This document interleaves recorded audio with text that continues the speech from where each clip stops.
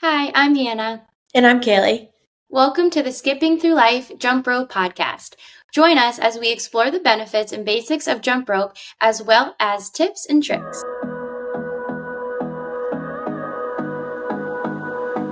Jump roping is great for all ages, starting at a very young age, and you can jump rope your entire life. Jump roping also is very good for any athlete for agility, balancing skills, and just overall cardiovascular endurance. You can do it anywhere, anytime, because they are a very small and convenient piece of equipment to bring with you. I know personally I like jump roping outside if I need to get in a quick workout, or I can bring it to the gym with me and use a jump rope such as a weighted jump rope to help me out with my workout. Hannah, do you ever jump rope? Yeah, I personally started to jump rope as a child, and I still jump rope till this day. Yeah, I found that jump roping when I was a soccer player. We always jump rope at practice because it really helps with your balance, your coordination, and with your agility, which can all be transferred to any type of field game. Yeah, I agree. I also used jump roping in high school, and we would jump rope before practices, so that was a great way to help us in the sport of basketball as well. Yeah, I also know that there's different types of jump ropes. I've always found that shorter ones for elementary schools is very convenient, as well as some longer ones to let them do group activities where they can all practice taking turns jumping in is a really cool thing, along with like rhythm, because it's something that the whole class can do together.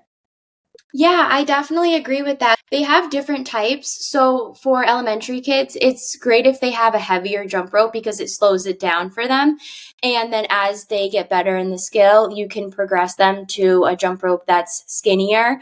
And the skinnier the jump rope is, the faster they can use the jump rope. And I like your point on the rhythm because jump rope is a great way to have students build their rhythm and their timing. So it's like also using their brain and their timing skills with it.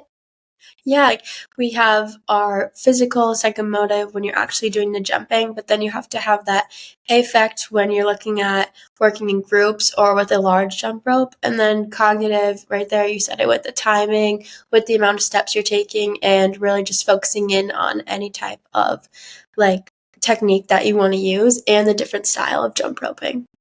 I agree. And it's also great for social aspect. They can kind of pick what they want to do independently or with friends. Is there a specific jump rope size that you'd recommend? Like, how does somebody go about deciding what type of jump rope or what size jump rope to use? So sizing is very important when it comes to jump roping because you want your student to be successful. So what I do is I have students stand in the middle of the jump rope and make sure that the handles are even. So 2 feet in the middle, and then they bring those handles up. And you want to make sure that the handles come right about shoulder height or right under the armpits. And sometimes I know it can be kind of challenging to fit a student during class. So a little trick I do is I tie a little knot in the handles if one is too long and I don't have the proper jump rope for them.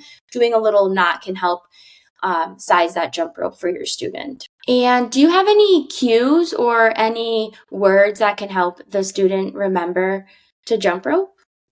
Yeah, so whenever I'm jump roping or if I am teaching a student how to jump rope, one of my favorite cues is to have elbows in because this allows to make sure the jump rope is in each hand, they're ready to go, and also that they are having control over the jump rope. They're not just swinging their arms randomly, and the jump rope is close to their body, they're ready to go. So, really having that elbows in as a reminder or as a cue helps the student or the person jump roping just kind of have that focus, that balance, and they're able to rotate their arms correctly in order to actually successfully get the rope turning around their head and under their feet. Is there anything that you like to use when you're teaching? That's a great one because I see students always like this and chicken wings. So that's a good idea to keep those elbows in to have that rope go over. A couple cues that I like to use is tap, tap, turn, jump. So the tap, tap means that we want students to be starting their jump rope at waist level.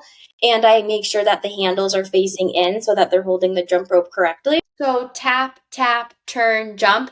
It's really important that we're emphasizing turn first, then jump, because a lot of students will try to turn and jump at the same time. So just emphasizing turn first, then jump the rope, because students are still working on that timing of the rope coming down. So it's important that they see that rope coming down before they jump. Also, another thing is sometimes students like to start in the front. So I say to the younger students in like elementary school, put your backpack on and then waist level. So tap, tap, turn that rope and then jump it. And I've had students not ever jump roped in my class before, and then they left my class saying that they've jump roped and that was their first time. So tap, tap, turn, jump really helps those students to be successful.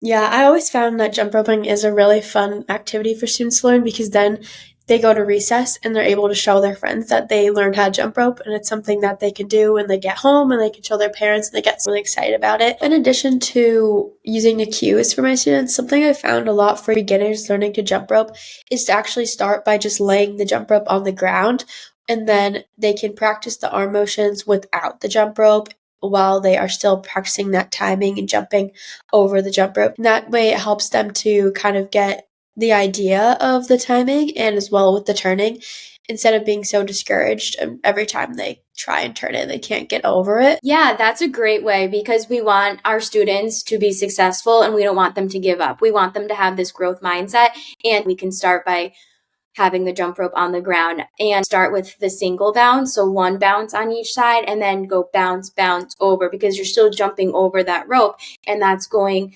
to also fit under skill progression so that they're building that skill until they can get to the tap, tap, turn, jump. After they can do the tap, tap, turn, jump, once they get that jump one time, then you can start to see, okay, now do 10 jumps. And what I've done in the past in my jump rope unit is I've had different posters. So I had the kangaroo club for kindergarten, 30-second club, 1-minute club, 2-minute club. And that is a really good motivator for them to not give up this skill. And That sounds like a lot of fun. I know if I was in a class, I would want to join all the clubs, so that'd be awesome.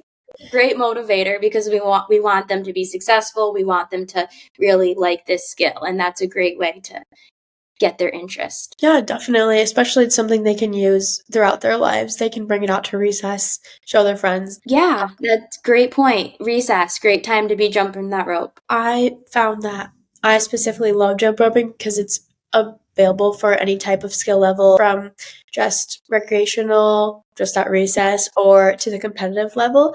And it's something that I feel like doesn't get a lot of attention, and students don't really realize that jump roping can be a sport as well as an exercise. Absolutely. And I also like to point out to students that it's something that you can do stationary, just standing still and jumping, or something that you can do dynamically, such as skipping through, running with the jump rope. You can go in as far as you really want to. And sometimes I like to show them that by having them jump rope across the gym or with a friend so that they can see that those are different ways and options that you can do it. That's a great point. I've also seen partner tricks. So, what I've also done is I've categorized different skills into level 1, level 2, level 3, and level 4. And level 4 was with a partner. So, each partner would hold one handle and they would try to do it together. And then you're also working on that social skill. I've done something similar with speed, where they had to try and match the speed of their partner, and it kind of keeps them really focusing on that rhythm and that pattern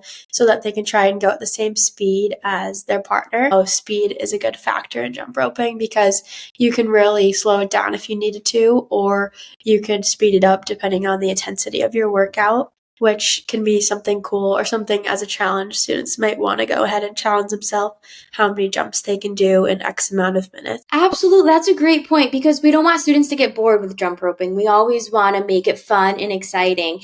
And there's so many different skills and drills you can do with a simple jump rope. Overall, jump roping is a fun activity for all ages. It is not only a great workout to increase heart health, but helps enhance cognitive skills like memory and concentration. Additionally, jump roping is a great life skill for anyone to stay active. Plus, it can be done alone or with friends, making it a social and enjoyable activity. Also, jump roping is convenient because you can bring it anywhere, like on vacations, you can bring it to the park, your own house, or use it during recess. But remember your cues: tap, tap, turn, jump, and elbows in. Thank you for joining us on our Skipping Through Life Jump Rope podcast. We'll see you next week on the next episode of Skipping Through Life. Have a great day.